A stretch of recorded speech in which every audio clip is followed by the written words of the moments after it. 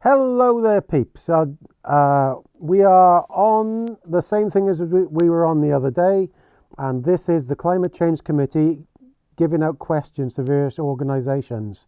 And they are giving the same questions that I read the other day to the RSPB, Royal Society for Protection of Birds.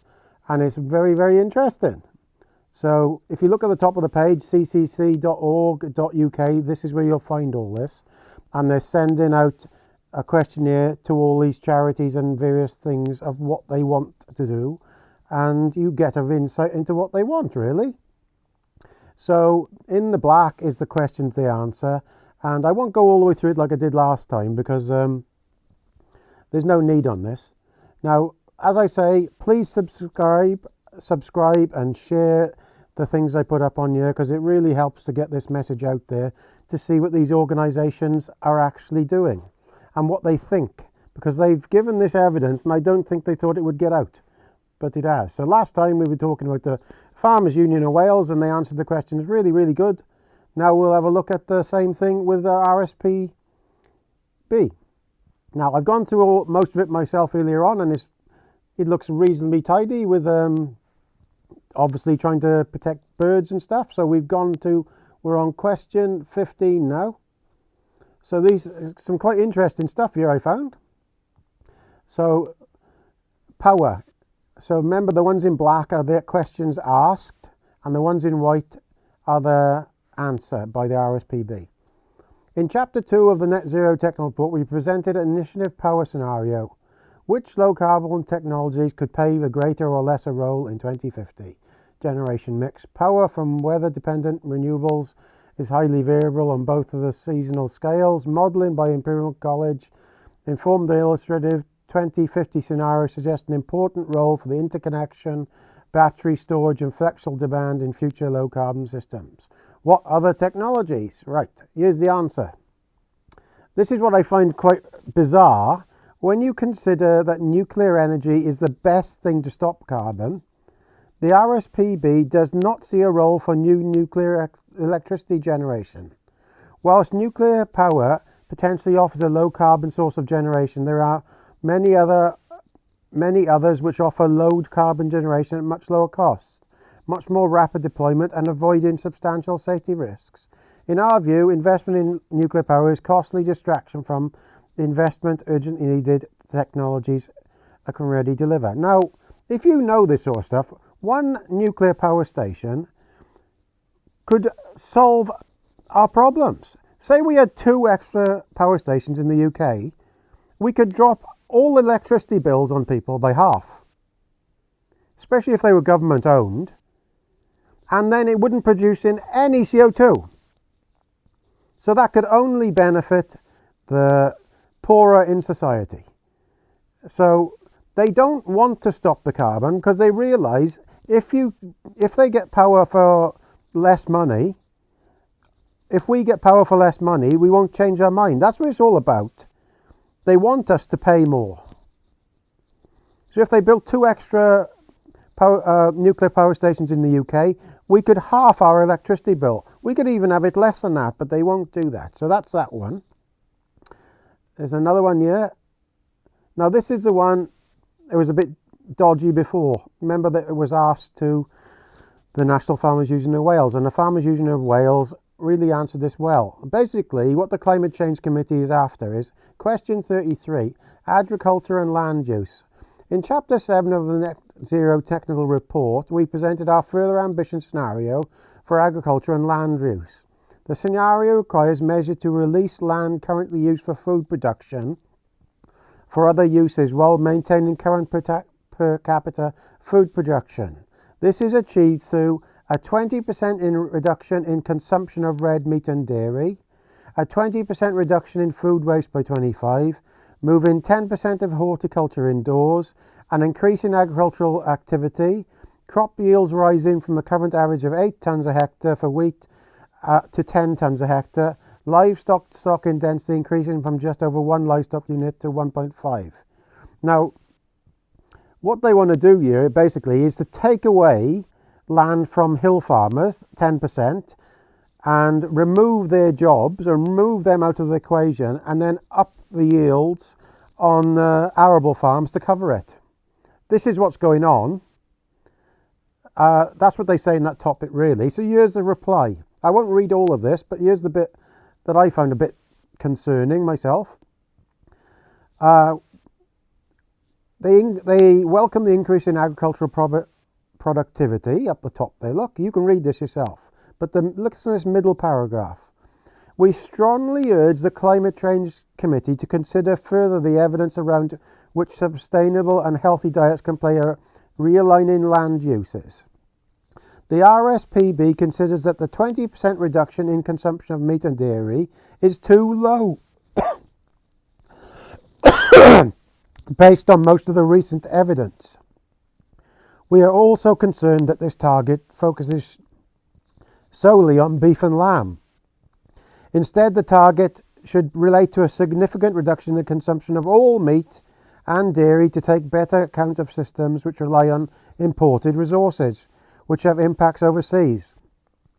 The 50% stretch target referenced in the most recent climate change report would align with consumption levels aligned with regulatory guidelines. So they want not 20% to drop in meat production, they want 50%. Chatham House found that governments need to lead transitions to plant-based diets, and that policy which expand choice. Use nudge approaches. Now, if you don't follow this, that means that the Mass Behavioural Nudge Unit, and that works out of the number 10 Cabinet Office, and they are basically putting stuff on telly to nudge us into doing things they want. But look, the Welsh Government have got one of them as well. They were using it during the COVID things. So that's what's going on. Public procurement and investment in plant-based alternatives that could significantly affect at accelerating change in addition to their environmental impacts. There are also a number of compelling health arguments supporting to a shift to more plant-based diet, reducing meat consumption to recommend healthy levels, and increasing the amount of fruit vegetables to help reduce unnecessary deaths. Now, if you follow this stuff like I do, you realise that they are using a nudge unit in number 10 Cabinet Office. It's actually been sold, and it's a private enterprise now, but they're using it. The government are using it, and their civil service. They got one in Wales as well, and it's basically what you see on telly. It's the propaganda to try and make you stop eating meat. That's what's going on. So the RSPB are all into that. So they don't want it to cut 20%, they want to cut 50%. So that's going to help farming, isn't it? Also here, a 20% reduction in food waste. So that isn't very good for us. Now here we are, question 34, agriculture and land use. Land spared through the measure set out in the question is use a further ambition scenario of 30,000 hectares a year crop, so you can read that for yourself. And peatland restoration, 50% of upland peat restoration, 25% of lowland peat.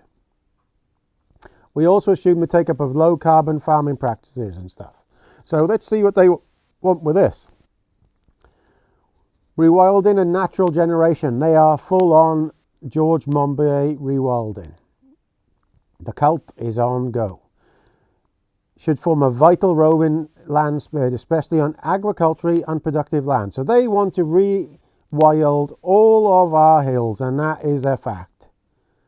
This can also go hand in hand with continued extensive livestock production. Yeah, really can it? Take into account the need for the just transition, whatever.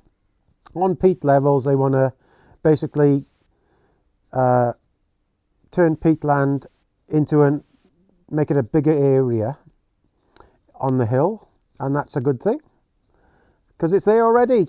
That's the thing. On trees, we fully agree that new woodlands are essential in the fight against climate change. However, a focus on tree planting targets could lead to the delivery of a plantation trees that have reduced climate mitigation benefits, limited and potentially negative impacts on biodiversity. So they don't know what they want there. So woodland planting should be subject to rigorous environmental assessment and needs primary benefit of wildlife. While the outcomes of proposals for more trees on the farmed landscape, the Climate Change Committee proposed market mechanisms to support woodland expansion risk incentives, large-scale rollout of forestry plantations focused on a few non-native trees.